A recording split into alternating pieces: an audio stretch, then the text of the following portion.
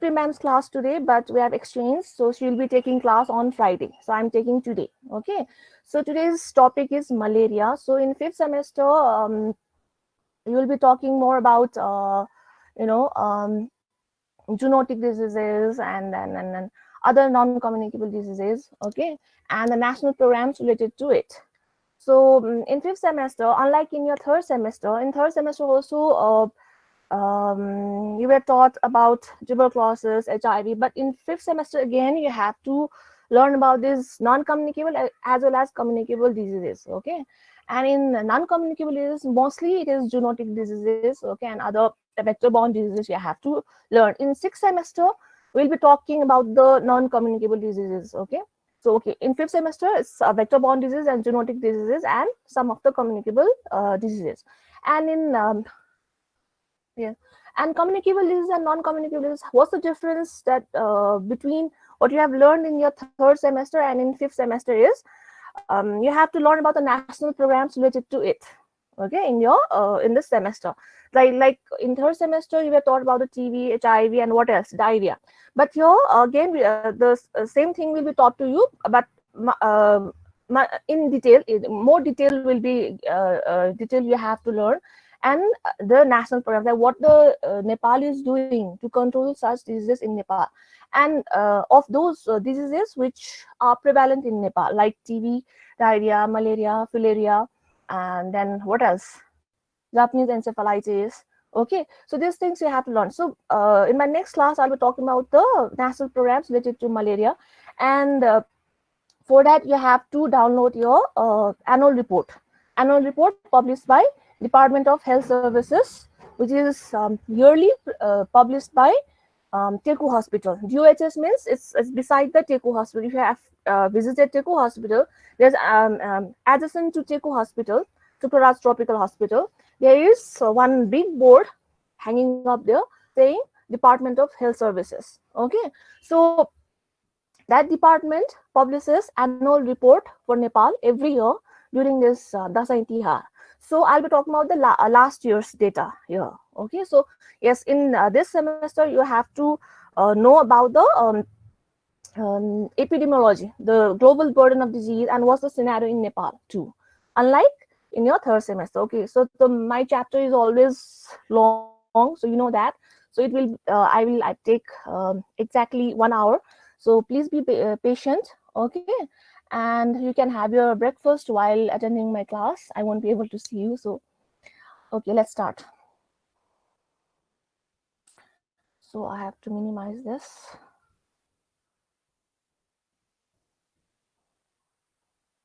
So malaria will be taught to you by medicine people also, but from the community medicine aspect, we'll be talking more about related to community medicine. Okay, like what are the preventive measures and all.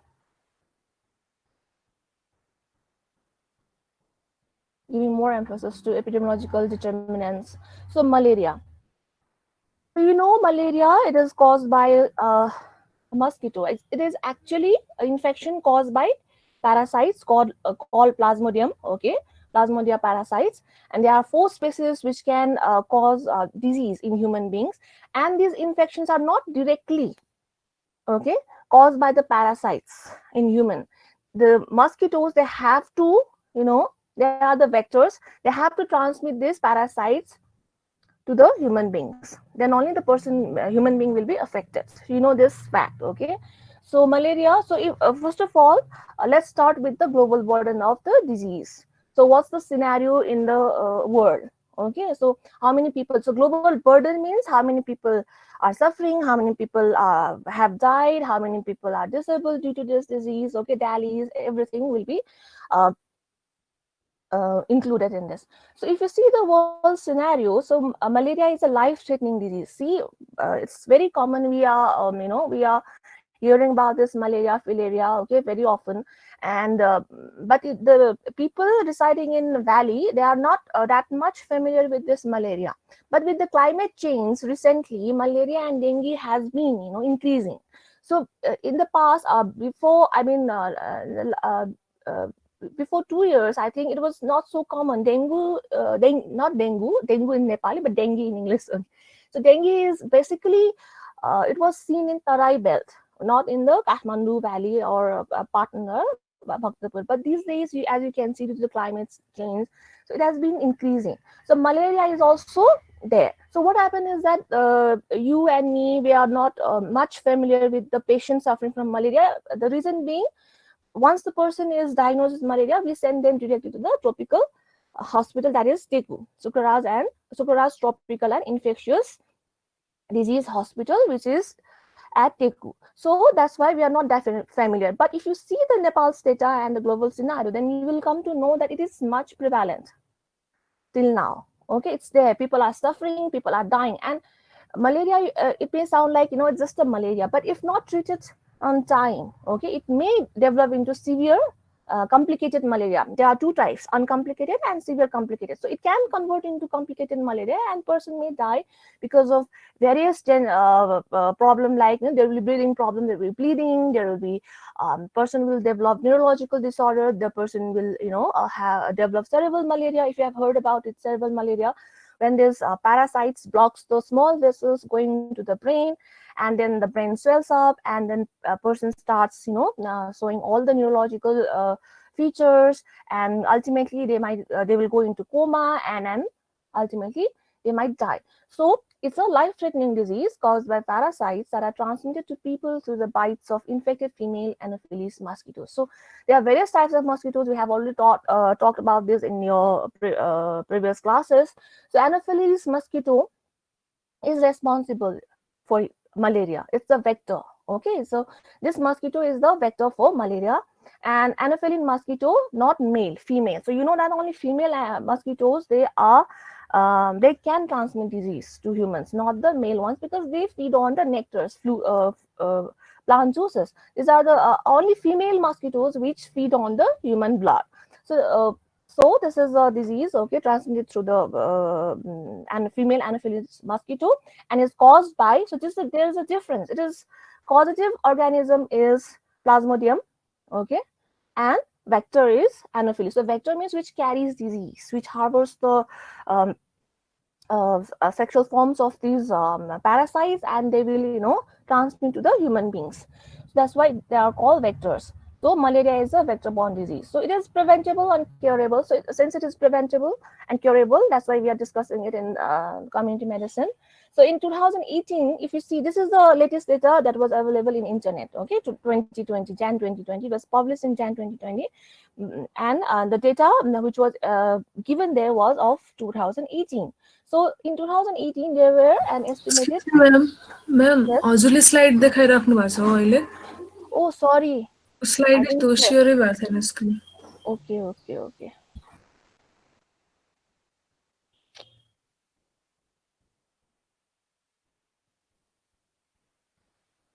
Which we are actually oh, so these things are new to us also. So I almost forgot to share my screen with you all.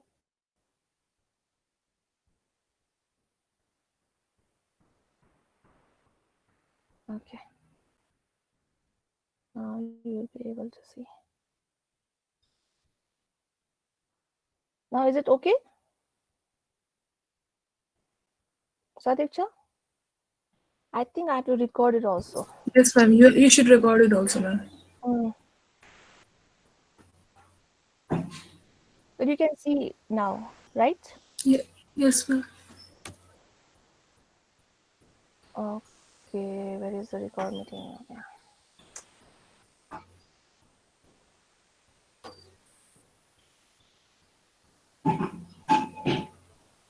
Is recording.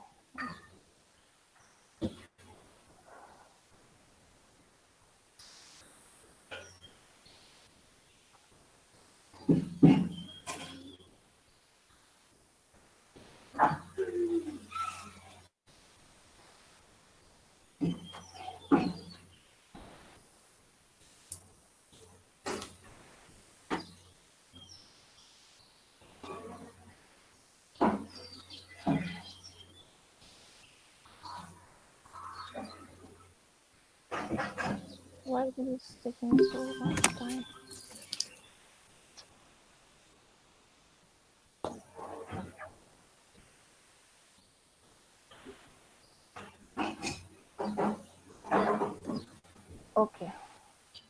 So in 2018, there were around 228 million cases worldwide suffering from malaria, and out of them, um, 4,05,000 people died. Okay, and if you see, it mostly affected children below 5 years of age, and around 57% of all the malaria deaths were accounted by the children whose age was under 5. And if you see, somebody's mic is on, please switch it off. Sadicha, is your mic? Okay, thank you. So, WHO African region carries a disproportionately high share of the global malaria burden. So, if you see the worldwide scenario, the African region are the mostly affected region. Most of the deaths occur there, and most of the people suffer from malaria out there. Okay, and in 2018, the region was home to 93% of malaria cases. In 2018, Africa was home to 93% of malaria cases and 94% of total malarial deaths. So if you see the Nepal scenario, I don't have like the exact number how many people died and how many people suffered. If you go through the annual report, the only data they have, published in that annual report is how many cases were examined for the malaria and how many were detected as positive. Okay, so total of 2,07,000 7,581 slides were examined last year, and that is for the year 2075, and out of which 1,187 were positive, and out of those positive also 557 were indigenous cases. That is, it was present there. It is originated in Nepal itself, and 630 were imported from the other neighboring countries like India and other countries who have visited there, okay, recently, and who have returned. There are, or some people who are working in the Africa or some other malaria endemic countries, and when they visit to their home during the festivals, so that's how the disease gets imported to Nepal. So there were 630 imported cases, and out of these positive cases, 82 were due to Plasmodium falciparum, and 1,105 were due to Plasmodium vivax. And let me tell you that Plasmodium vivax is common in Nepal. Okay, so malaria caused by vivax is common in Nepal, and annual blood examination rate was 1.4, and annual parasite incidence was 0.08, and slight positivity rate was 0.57. So this annual blood examination rate and this annual parasite incidence, these are the parameters to measure malaria in the country. Okay, so this tell you, like, where we are heading, how many people are suffering, and how many people are being cured, everything. So this is the map of Nepal. If you see, Tarai belt, mostly Tarai belt, so it has decreased a lot. I mean, the cases, we have been able to identify early, and most of the people are treated. So if you see Tarai belt, mostly Tarai belts are the high risk districts. Okay, and valley, our valley lies here, which is some places are low risk and most places are no risk area, and mostly the Himalayan belt, they are no risk area. Okay, so this is how we have classified the malarial um, disease. This is called stratification of the disease, and this is done to make our job easier. Like, we will be able to focus more on those areas where this disease are prevalent, and we can divert our resources there. Okay, and we can work more efficiently. There's no use of conducting various national programs in the Himalayan regions at Selukumbu and all. It will be waste of money. So that's why this stratification, this classification is very, very important. So let's go to the epidemiological determinants, that is agent, host, and environmental factors, which really, favoring this infection, favoring this disease. Okay, so I've already told you it is caused by infection, which is caused by parasites called Plasmodium, and transmitted through female Anopheles mosquito to human beings. And Plasmodium parasites, there are 4 species which are very, very important, which can cause malaria in human beings. They are Vivax, Falciparum, Malari, and Ovale. So Plasmodium vivax is widely available world. I mean, it is widely present. Okay, so it is most common species present all over the world. And Malari Ovale is followed by it follows after Vivax. And Falciparum, if someone gets infected with this species, then it causes deadly type of malaria. This severe complicated malaria is usually due to Plasmodium falciparum. Vivax, malaria, and ovel, it doesn't leads to complicated malaria. It just causes uncomplicated malaria, which will be easily treated by anti-malaria drugs if given in time.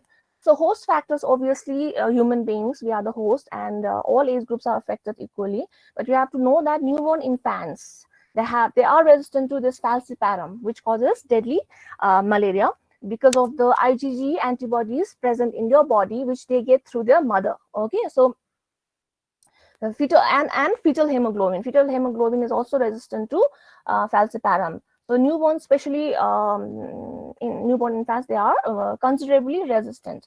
Okay, and males are more frequently exposed to the risk because malaria is common in places where people are poor and people are farmers. They are related to agricultural works. So that's why it is more common in Tarai farmers, basically in males, because it's very hot and humid in those places, and they wear vests, and they work in the field, they even they sleep outside their house, because it's very very hot and they don't have fan or AC. So obviously males are more exposed, and females, they wear full sleeve clothes, okay, well clothed, and they work inside the house mostly. So that's why. And race, according to race, if you see sickle cell trait, that is AS hemoglobin. If the person is suffering from sickle cell, or they have this sickle cell trait in them, so if they harbor this AS hemoglobin, so such people will be, if they get infected with falciparum, they'll have only mild infection. They will not develop into severe or complicated malaria. Okay, and if someone's RBC is Duffy negative type, there are types of RBCs. If Duffy negative type RBC is present in some people, then what happens is they will be resistant to P. vivax. They might get infected with other species, but not with the vivax. And pregnancy, if someone is pregnant, okay, and then what happens if she visits to some endemic places, or if she is residing in the endemic region, then she'll the risk of getting malaria is very very high. Okay, if she's pregnant, okay, and what happens if the pregnant lady suffers from malaria, then the outcome will be intrauterine death, spontaneous abortion, premature labor. Okay, so these are the outcomes of pregnancies if she is suffering from malaria. That's why more focus is given to pregnant ladies and the people who are residing there in the high risk areas. And socioeconomic development. So if you have noticed, we won't see any person suffering from malaria in the America, London, or some other developed countries, because they are they are very rich. They can afford to stay inside. They don't work in the farm, and they have well organized. I mean, everything is organized. Okay, the planning is done to while building the buildings and all. Everything, the roads are good. There are no potholes, or there are no pits. Okay, so obviously it is related to malaria. Is related to the low socioeconomic condition. So that's why developing countries, they mostly, this malaria is prevalent in the developing countries. So one of the preventive measure will be to improve the economic condition of the particular country. So housing condition, why we have been teaching you about the housing conditions in environment and sanitation, is because malaria and several diseases, they can infect you if the housing condition is not proper. Like if ill ventilated, you are living in ill ventilated room, if the house is ill lighted, then what happens, the mosquitoes, they love to rest in the cold and dark places. Okay, so even more mosquitoes will be living with you in that case. And occupation, I've already told you, those who are related to agriculture, okay, and those who are related to road construction work. Because what happens is, where do the mosquito breathe? They breathe in the collection of water. Whenever there is stagnant water, okay, they start breathing there. So while building roads and all, what happens, there will be holes, and the holes where the water will be collected and the mosquito will breathe there. So, and forest related economy, so people working in who are involved in such occupation, they will be affected more. And human habits like sleeping outdoors, people who sleep outside. Nomadism means people who keeps wandering from one place to another, who refuses to accept spraying of houses, because every year, twice a year, Nepal government, they do this indoor residual spraying. Okay, and if people refuses that, and replastering of walls after spraying, so the walls of the houses have been sprayed with the insecticide by the government, and as soon after they just quite paint their walls, so it will be, the effect will be gone. And if they don't use any personal protective measures, like they don't use mosquito nets, or they don't use mosquito repellents. And immunity, like immunity, that if your immunity is low, then you will acquire many diseases. And it is no different in this case also. If the person's immunity is very low, then it will be affected. And another thing is, uh, you will not develop the you will not be immune if once the person suffers from malaria, because there are lots of species. And if you develop immunity against one species, it will not protect you from the other species. So you need to have repeated exposure over several years to acquire the immunity. Okay. And season, environmental factors. So like I told you, why in Tarai belt and African museum it is common, because the environment is very hot and humid. So such climate is very, very suitable for the growth of the mosquitoes. Okay, so July to November is the best season, okay, for them to grow and to transmit disease. And temperature 20 to 30 degrees Celsius, which is in summer region. Okay, summer season, it is favorable. And Tarai 20 to 30, it's very, very common there. In Kathmandu also we have started having 20 plus, otherwise it was never that high before in last 2-3 years. So it is temperature between 20 to 30 is very, very ideal for the growth and development. And if and the why they can't and why the malaria is not common in the Himalayan belt, because the environment is very, very cold and they can't survive in such cold temperature. Okay, so more than 30-degree are lethal, and less than 16 degree is also lethal for the development. It just seizes their development. And humidity, relative humidity of 60% is necessary for mosquitoes to live normal span of life. So humidity and hot climate is very, very important to have a normal lifespan of mosquitoes. And rainfall, it provides opportunities for the vector breeding and may give rise to epidemics. So during rainfall, you will see more cases of malaria, because what happens during rainy seasons, the humidity increases. Okay, and lots of water will be collected in various places. Wherever there is hole or whatever, it just gets collected there, and it provides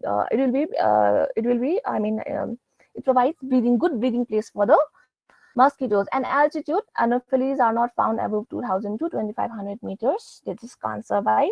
Temperature is very, very low.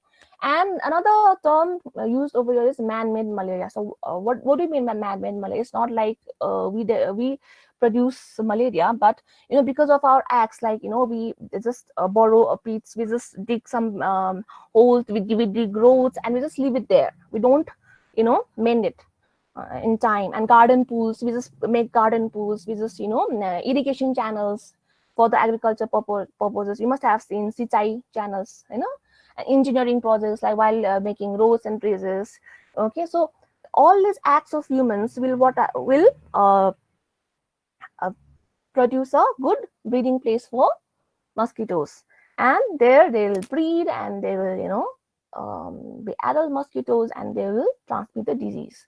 So vector of malaria, the lifespan. So lifespan, if you talk about the lifespan of mosquito, they must live for at least 10 to 12 days after an infective blood mean to become infective. So once they take in infective blood from the human being, so they have to live for at least 10 to 12 days. Only then they will be infective to other human beings. Okay, so the main purpose of our preventive program, control program, is to spray insecticides and to shorten the lifespan of the mosquito. We need to kill them before 10 days. Okay, that's the main motive of using insecticides. So okay, so that's the importance of knowing their lifespan. So resting habits, some mosquitoes rest indoors on the walls and they are called endophily, and some species they love to rest outdoors and they are called exophily. And breeding habits, if you breeding habits are very very important, you know that, okay. Mosquitoes, anopheles, they love to breed uh, in contaminated water, okay. And contaminated or clean water, breeding habit of anopheles. Dengue is artificial collection. Culex is clean, I think, and anopheline, they love contaminated, I think. I also forgot. Recheck it. So some species, like Anopheles fluviatilis, they breed in moving water. So it's not always, all the species of mosquito, they breed in stagnant collected water only. Some can breed in the moving water, and those mosquitoes are fluviatilis species. And Anopheles sundaicus is another species which breeds in brackish water, that is seawater, salted water, and some in whales. Cistern is just like a tank, okay, which is used to reserve water. Fountains, overhead tankers. So breeding habits: if you have overhead tanks at your home, if you have a well, you need to clean it on timely basis. Otherwise, they will provide a good breeding place for the mosquitoes. And in overhead tanks and this wells, the mostly found species are Stephensis. Okay, and time of biting is also different. I mean, different species have different time of biting. Like Anopheles, they have nocturnal feeding habits. You know that. Okay, for the dengue, Culex, they mostly, Aedes, they mostly love to feed during the daytime. But these Anopheles, they usually have their meal during nighttime.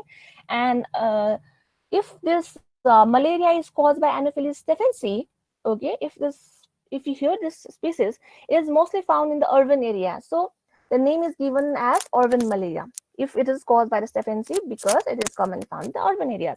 And Culiciphaces, they are commonly found in the rural and peri-urban areas. So if malaria is caused by these species, those malaria will be called rural or peri-urban malaria. Okay, so if you see the book, there is tribal malaria, border malaria. So wherever the malaria is found, or according to species, they are named after it. Just don't get confused. Everything is same. Okay. So how it is transmitted? It is transmitted by the bite of infected female anopheline mosquito, and it can be directly transmitted through the intramuscular intervention, injection of blood or plasma, or even the drug addicts, they might get transmitted through the contaminated syringes. So during blood transfusion, that's why we have to cross check the cross match and cross check the blood prior to blood transfusion. Okay, so if I mean, the infective activity of the mosquito can remain up to how many days? 14 days. If the blood is stored in the freezer, at minus 4 degrees Celsius, the infective activity will be intact for the next 14 days. So if someone is, someone is residing in the endemic areas, or have come from the endemic areas, or has suffered from the malaria, then that person need to wait for the 3 years. Okay. I mean, that person cannot donate the blood. You have to wait for the next 3 years, then only we can get. Okay, or simply don't take the blood from the people who have come from the endemic areas, or who are residing in the endemic areas. Okay, so because it can be directly transmitted also, which is less common these days, because we cross match the blood prior to transfusion. And congenital malaria is also there. Congenital means transmitted from mother to her newborn, and this is very very rare. We have not heard about it much. Okay, but it can be transmitted. So incubation period is from the time the mosquito bites you until you get signs and symptoms is called incubation period, and it varies according to different species. Like falciparum, usually okay, I'll just remember the average days: 12 days, 5x 14 days, quartan malaria 28, oval malaria 17. Okay, and usually not less than 10 days. So incubation period is usually not less than 10 days. So you need at least 10 days to develop the signs and symptoms once you are bitten by the infective mosquito. So malaria life cycle is also given in your book. I'm sure in parasitology they will teach you, or they might have taught you already. But briefly talking about this, okay.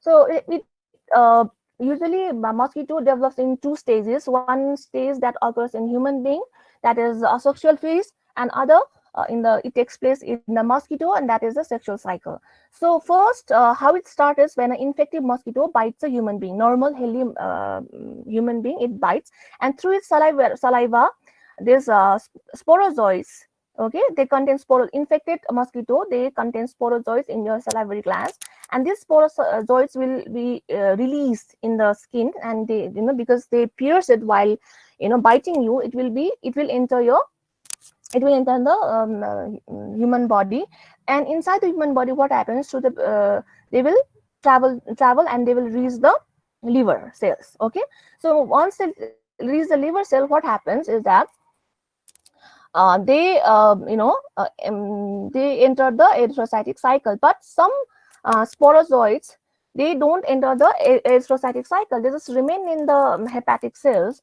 and they just remain there, okay, in a dormant phase, and after 2 or 3 years only they get released in the bloodstream.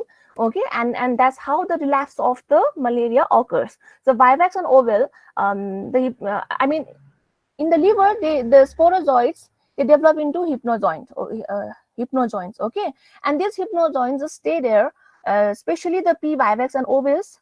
If the malaria is caused by this P. vivax and oval, their hypnozoins just remain there, and after 2-3 years it will just be released in the bloodstream, and it will cause relapses. Whereas malaria, it can relapse after 10 to 20 years also, but falciparum, it is not like that. Okay, it will not cause any relapses. So some sporozoids becomes like that, and after a while, and some sporozoids, okay, they immediately enter the erythrocytic cycle.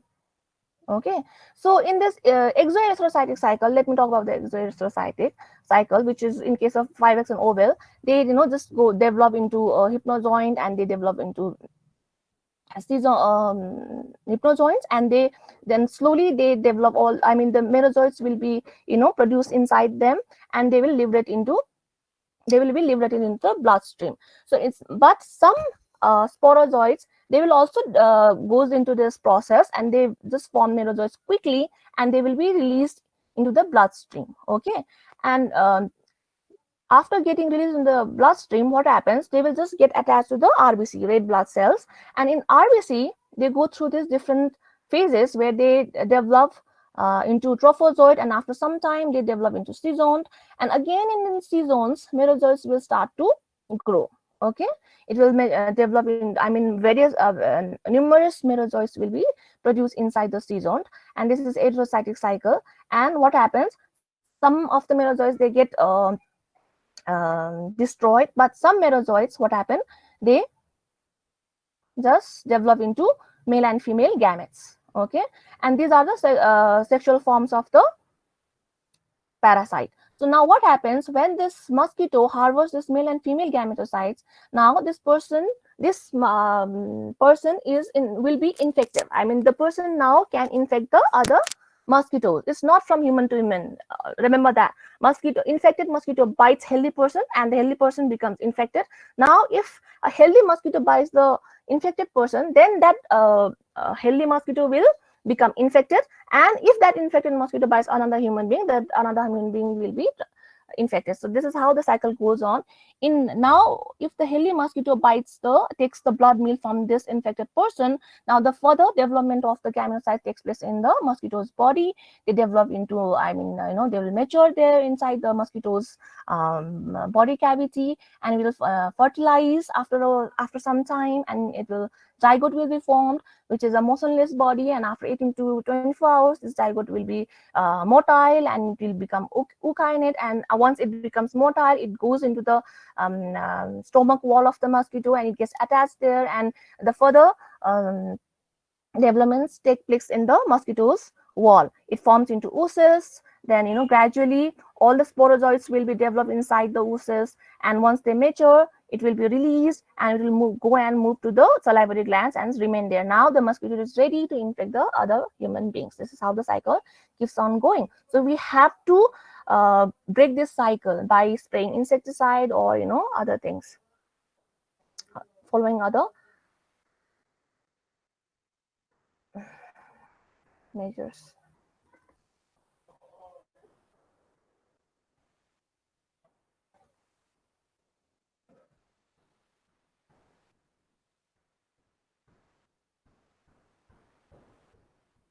What is happening? Okay. So there are some definitions that you have to know. Okay. So what is like malaria control, malaria elimination, and malaria eradication. These are the different terminologies that will be used. Okay. If when you read about the malaria control programs. So malaria control means reducing the malaria disease burden to a level at which it is no longer a public health problem. So you know that malaria is a public health problem in Nepal. So reducing this burden of disease to a level at which it doesn't remain a public health problem. That is malaria control. So what is elimination? Interrupting the local mosquito-borne malaria transmission. If that means the reduction to zero of the incidence of malaria infection in a defined geographical area. So elimination means if we are able to reduce the incidence, that is the number of new cases of malaria infection, to zero in a certain places like in Kathmandu, then it is malaria elimination. And if we can bring this incidence level to zero worldwide, okay, then it is called malaria eradication, because we'll be removing it from the world. And suspected malaria means a resident of malaria endemic area, or a person with a recent travel history to malarious area who presents with the history of fever during last 3 days is considered as a case of suspected malaria after the exclusion of other causes of fever. So in remote village area where we don't have good lab facilities, so we have to treat the cases according to this definition, case definition. Okay, when do we suspect malaria case? If the person living in the endemic area or person who has recently visited the endemic area presents with the history of fever during last 3 days, okay, then we have to consider that person as a suspected malaria case after excluding all the other causes of fever, and no pneumonia, no TB, no typhoid. We have to exclude all other causes of fever. Then if everything is normal except the person has this fever and other symptoms related to malaria, and if that's associated with this travel history, or residing in an endemic area, that is suspected malaria. And treatment failure means, like in other any cases, if a case of confirmed malaria with a history of having taken correct and complete doses and followed the nationally recommended anti-malaria treatment, the person was diagnosed with malaria and has completed the full course of treatment, but presents with asexual stages of malarial parasites on a blood smear within 14 days of the start of the treatment. So after 14 days of starting the treatment, if again the person comes with the blood test shows asexual stages of malarial parasites, then that is treatment failure. We have to treat again. So what are the clinical features of malaria then?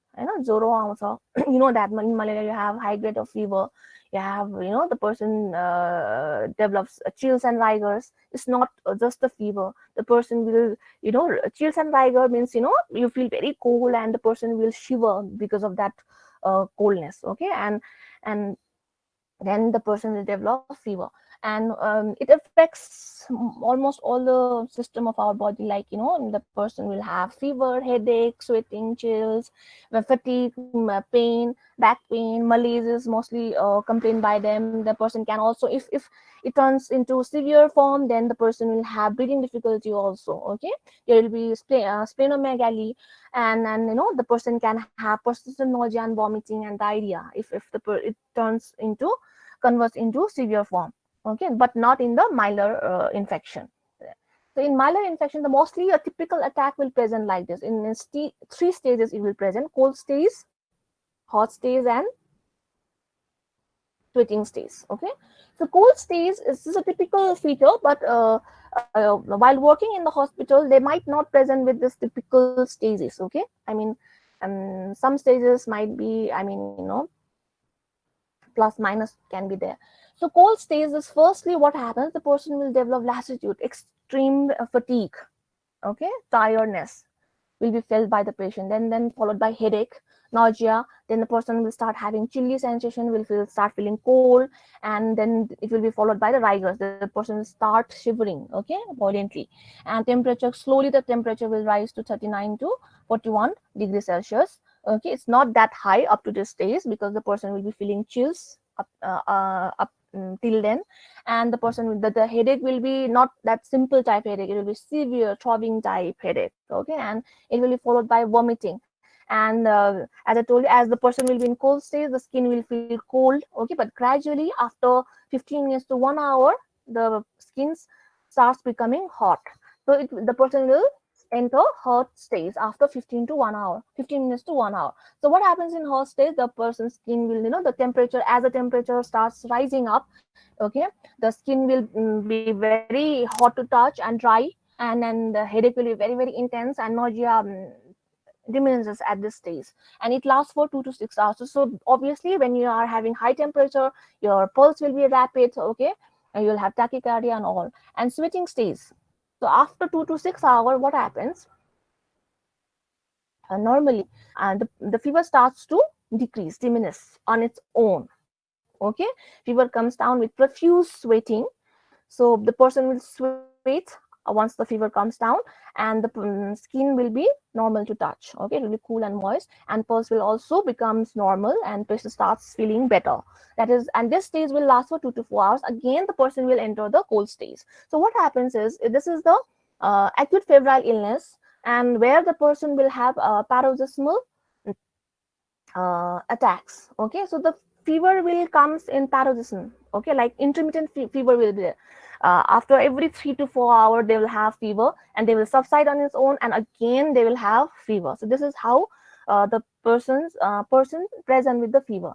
So if you see the periodicity of fever in the malarial cases, in tertian type, means if especially in case of Vivax and Ovel, the person will have fever on day 1, and on day 2nd there will be no fever, and again on day 3 the person will have fever. Okay, and if it is caused by falciparum, what happens, there will be fever will be there persistently, or there will be daily paroxysm of fever. Okay, there will be after every 2 3 hours the person will have a fever. That is in case of falciparum. In case of malaria, it is quartan type. That means on day 1 and day 4 they will have, again after 3 days they will have fever. So this is how the type of fever varies according to the species of parasites. So complications you have to know, because you know that it can develop complications, and uncomplicated malaria can be converted into complicated malaria, especially in case of falciparum, and if not treated in time, obviously. And pre-falciparum malaria usually causes cerebral malaria. So I think in medicine they will talk about the cerebral malaria in detail. So cerebral malaria, I told you, the blood vessels of the brain will be blocked by these parasitized RBCs, and the brain will swell up, and the person will start having all these tremors and coma. They will have neurological disorders, everything will be vomiting, being unconscious. Okay, everything will start to show up.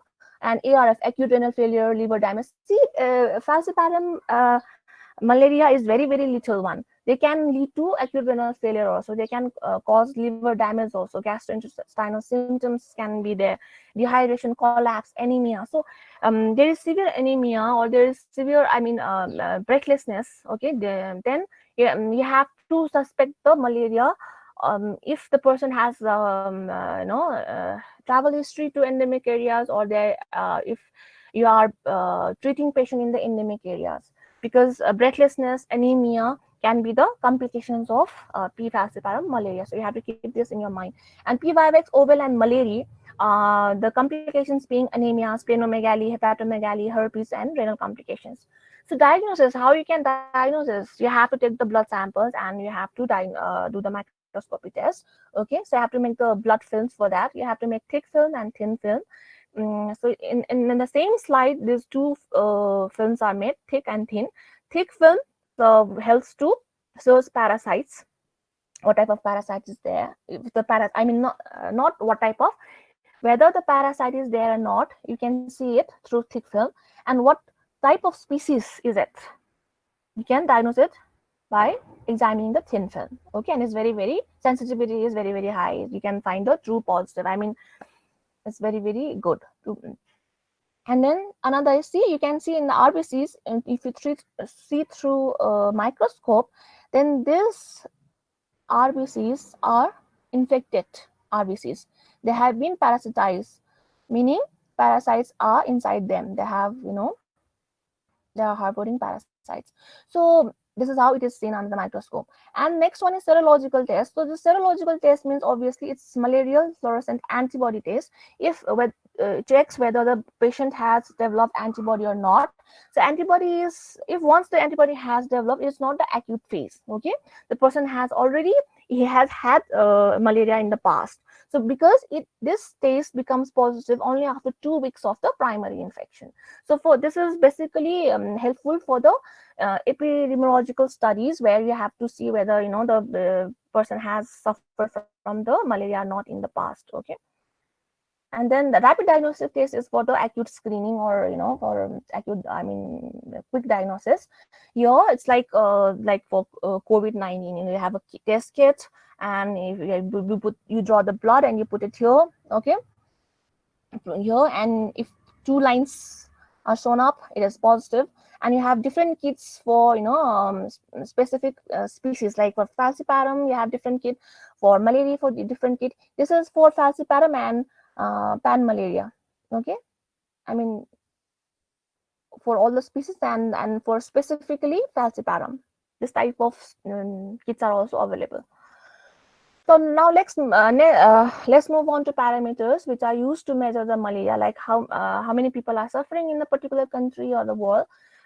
We can measure it using these parameters. So annual parasite incidence. So every year, how many people are suffering because of this? We can find it out incidence by using this formula, that is confirmed cases during 1 year divided by population under surveillance. Okay, will give you the acute parasite incidence. And it is a sophisticated measure of malaria incidence in a community.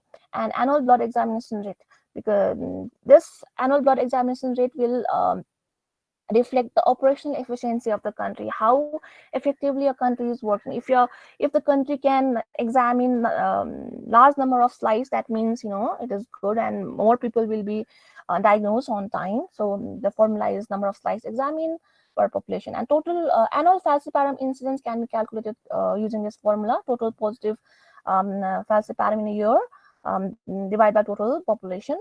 And slide positive rate is calculated by using this formula: percentage of slides found positive for malaria parasites.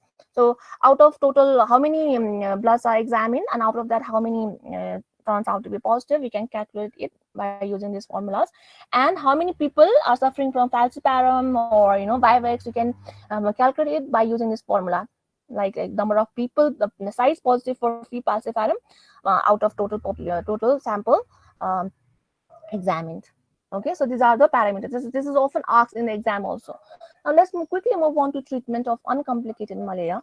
So according to species, the treatment slightly varies. Okay, it's not same for all the types of malaria. For Vivax, the drug of choice is chloroquine. So you must have heard these names.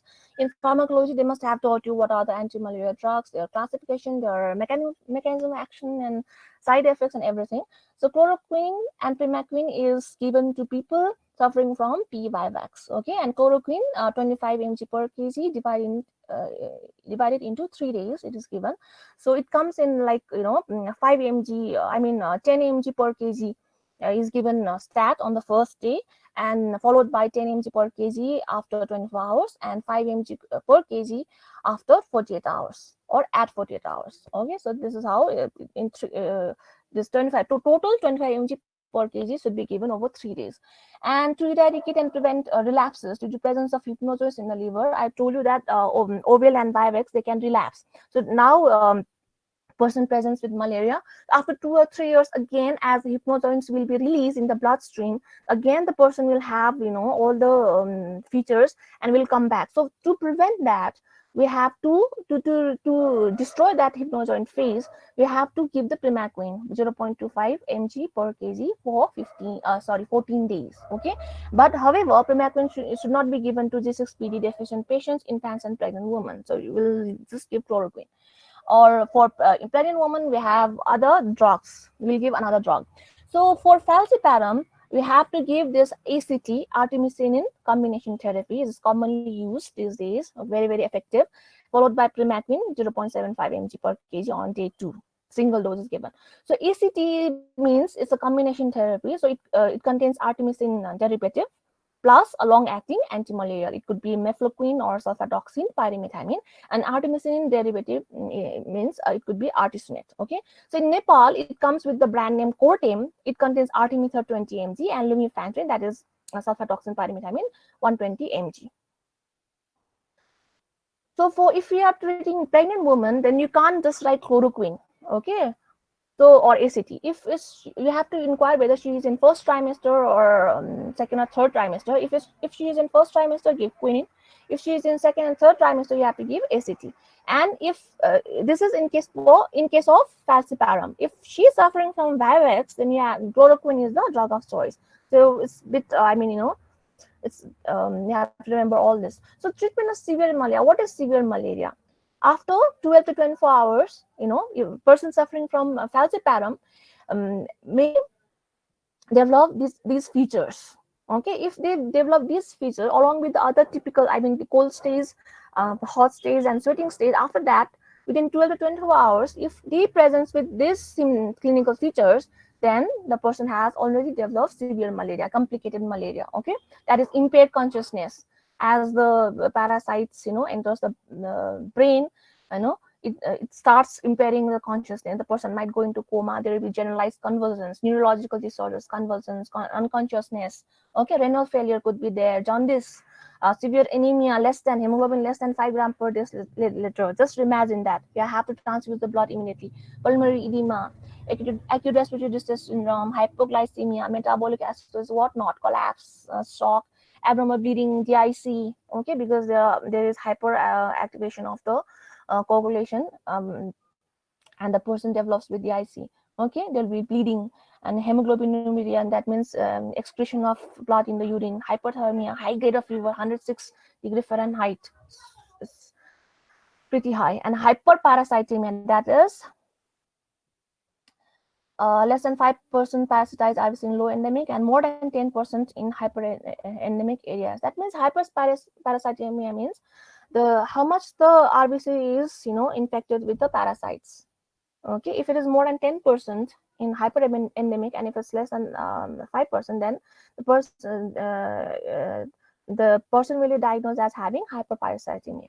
Okay, so specific anti-malarial treatment of severe. So for severe complicated malaria, the treatment is little different. Now the person is in very very severe critical condition, so you can't start with the oral medication. You have to start with the injectables. Okay, parental artemisinin derivatives or quinine should be started immediately. Like injection artesunate is the first drug of choice, followed by injection quinine, injection artemether, and injection artether. So these are the injections that is given to treat the severe malaria. So once the patient becomes stable, then only you have to switch on to oral therapy. Okay, so these are toxic hazards of drugs. I'm sure it has been covered in the pharmacology. Like you have to keep this in your mind to be able to differentiate, like it is due to the malaria or it is due to the drugs itself. Okay, so I will not go through it. It's given in your book also. So there's other terms that's given in your book.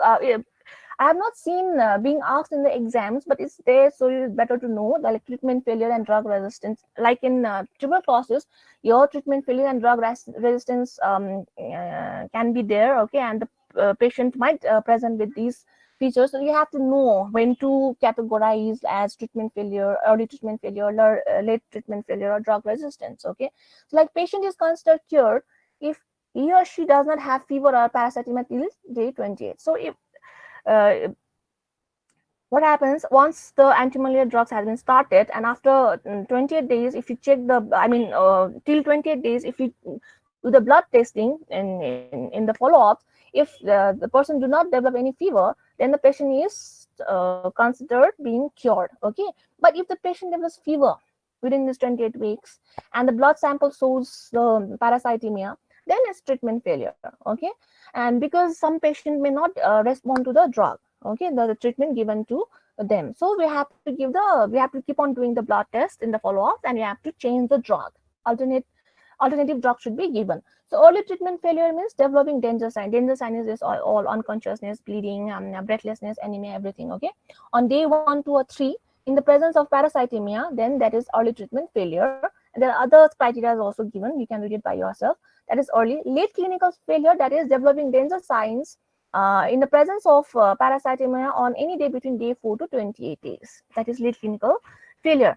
And now late parasitological failure, when there is presence of parasitemia on any day between 7 and day 28 with axillary temperature less than 37, and who did not previously meet any of the criteria of early treatment failure or late clinical failure, they are termed as late parasitological failure. Okay, there is parasitology and there is no parasitemia on day 7 and 28, and there is axillary temperature is below 37, and there's they have not met any other criteria of early treatment failure or late clinical failure. They are termed as late parasitological failure. So what will you do in this case? You have to give the ACT or quinine. You have to stop the ACT or quinine, and you have to give you have to switch on to if you are giving chloroquine, you have to stop it and you have to give ACT or quinine along with the doxycycline, like that. Okay, and doxycycline, however, you can't give in pregnant or lactating or women or children up to 8 years. So chemoprophylaxis. So what is chemoprophylaxis? So if someone is going to endemic areas, okay, traveling to endemic areas, travelers who love traveling, okay, they're from the America, they want to go to the travel to Biratnagar and all. Then if the soldiers, they have been posted to endemic areas, police, labor forces, migrants who keep on moving from one place to another, especially in those endemic areas. So for them, you have to give this chemoprophylaxis to prevent the malaria. Okay, so drug of choice is chloroquine, proguanil, mefloquine, or doxycycline. Okay, mefloquine, however, can't be given to people with convulsions, neuropsychiatric problem, and cardiac conditions. So you have to give other doses like chloroquine, proguanil. So quickly, I'll talk about the control measures. Okay, more 5 minutes, not more than that, 5 or 7 minutes. So active intervention measures, like first of all, I told you, first of all, you have to know, okay, the incidence and prevalence rate is higher in which part of the country. Okay, first you have the stratification of the problem. You have to stratify, because this is a complex disease and its distribution and intensity vary from place to place. As I've shown you in the map, it is as the mosquito cannot survive in the high altitudes, it's not there. So since mosquito is not there, it is not transmitted to human beings in the Himalayan region. In valley, uh, there's low to no risk zone. Okay, but in Tarai region is high risk zone. So this is how we come to know about this, by doing the stratification. Okay, by mapping, by doing screening tests and everything, which I'll be talking in my next class. So it is very important so as to divert our, to make a sound strategy for the control programs, and to maximize the utilization of available resources. We can focus more on those areas where there is high risk. So vector control studies. After stratification, the next step is now in the high risk areas, what we can do. First of all, we have to kill the adult mosquitoes. So anti-adult measures and anti-larval measures, it has been discussed in the entomology. So anti-adult measures, you have to spray the insecticides, indoor and outdoor. So indoor means indoor residual insecticide, indoor residual sprays. Okay, like DDT, malathion, penutrathion, they will be sprayed in the indoor surfaces. Okay, and indoors houses spraying reduces the longevity of the vector. So obviously, the person will die before before day 10. And what happens if they die before day 10? Then the infective activity will not be there, and you will not be the mosquito. You will not have malaria. It will not be transmitted to a human being. So another is this is residual spraying, and DDT, malathion, they are residual insecticide. That means if you spray it once, its effect will remain for next 6 months to 12 months. That's why they are called residual spraying. Space application, that is, you spray it outside the houses, in the forest, in the farms, in the roads. Like for COVID-19 also, you must have seen people carrying that cylinder like thing and they are spraying. Okay, so same thing is done. They apply pesticides in the form of fog or mist using special equipment, and it reduces vector population quickly. And individual protection, you know that you have to use odomos, repellents, you have to wear full sleep clothes, okay, and then you have to sleep under the bed nets. And in high risk area, they distribute these bed nets which are impregnated with insecticides. So what happens, the person is safe under the bed net, and plus if the mosquito comes in contact with the bed nets which are treated with these insecticides, they will die. Okay, and which is not available in Kathmandu Valley, because we lie in the low or no risk district. It is available, it is distributed free of cost in the Tarai belt, in the high risk districts. Okay, and mosquito coil screening of houses. If you visit Tarai, you will not find a single house without screening. Okay, in the windows and doors, there will be screening, there will be screens put up there. Okay, and anti-larval measures, since larvae they grow in under the water, so you have to spray oils. You can spray diesel, kerosene in the collection of water, wherever there is a collection of water. What happens when you spray these oils and kerosene or diesel onto the water, it will just cut off the oxygen supply, because that larva, they just lie under the surface of the water, and through siphon they breathe. So this is cut off the oxygen supply. It forms a thin film, okay, on the surface of water. It just acts as an insulator, and it just cuts off the oxygen supply, and the larva will die. This is how it is done. And Timophos can also be used. It's a chemical used. It's a larvicide, okay, synthetic larvicide. And environmental control. So that, as you have to destroy the breeding places if you want to control these mosquitoes effectively. Like you have to drain the water, you have to fill the borrow pits, or wherever there is hole in the road. Okay, everything has to be filled up, or the irrigation channels should be drained off on on frequent basis. And deepening or flushing of the collection of water. Okay, whenever there is collection, you have to flush it off. You have to change the salt content of water. If some species, they can breathe in the salted water, so you have to change the salt content of water if possible. And intermittent irrigation of the irrigation channels will be done, okay, so that the fresh water, if you add fresh water, they can't survive. So biological control, Gambogia affinis fish, Levistor reticulatus, these are the fish. If you put it inside in the ponds or lake or wherever there's collection of water, they will just eat up the larval stages, and it will be controlled. And integrated vector control, this is again, you have to remember that one method against control of malaria will not be effective, so you have to use more than one control method. So basically they talk about using bioenvironmental and personal protective measures together. That is integrated vector control. You have to biological control, environmental control, and personal protective measures. Obviously insecticide is also there. So rollback malaria, briefly, this was the initiative which was very, very effective back in to 1998. They started this program, okay, WHO, UNICEF, UNDP, and World Bank. They started this initiative, and it was mainly focused on Africa, and it actually helped to reduce the number of malaria cases out there, rollback malaria. Okay, so lastly, malaria vaccines. So you know that we don't have malarial vaccines yet. So it has been under process, okay, and it has already passed clinical phase 3 trial, and it's called, please note it down, RTS. Okay, if it's not given in your book, okay, RTS comma S/AS01. This is the name given to that vaccine which is under trial currently. And they have they have very good results with this trial, okay, and it was published in Lancet publication also. And it showed that the vaccine helped protect children and infants from clinical malaria for at least 3 years after first vaccination, okay. And they have already started giving these vaccines in selected areas like Ghana, Kenya, which lies in the South African region, okay, where the malaria is very, very prevalent. Ghana, Kenya, Malawi, from 2019. Okay, so I've started giving this vaccine. So once it passes then it will pass the it will reach the phase 4, then only it will be made available to all the public.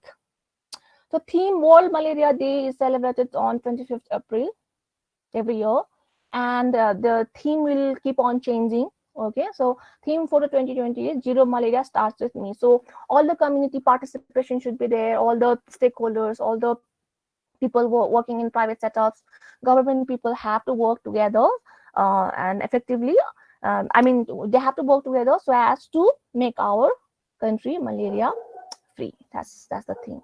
So that's all for today. Okay, the national program I'll be talking in my next class.